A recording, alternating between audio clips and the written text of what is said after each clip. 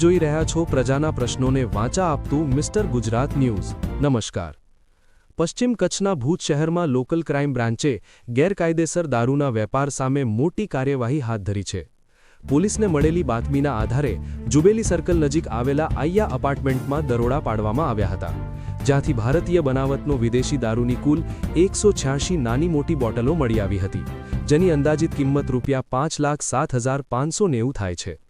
પોલીસે દારૂ સહિત કુલ ₹12,64,960નો મુદ્દામાલ કબજે કરી કાયદેસર કાર્યવાહી હાથ ધરી છે।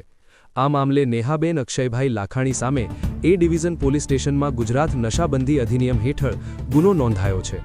હાલ આરોપી મહિલા ફરાર છે અને પોલીસે તેની શોધખોળ શરૂ કરી છે। આ કાર્યવાહી લોકલ ક્રાઇમ બ્રાન્ચના પીએસઆઈ એમ.એચ. શિનોલ અને તેમની ટીમ દ્વારા કરવામાં આવી હતી। રિપોર્ટ ખલીફા અલી, લોરિયા, કચ્છ। સત્યતાની સાથે સ્પષ્ટ વાત।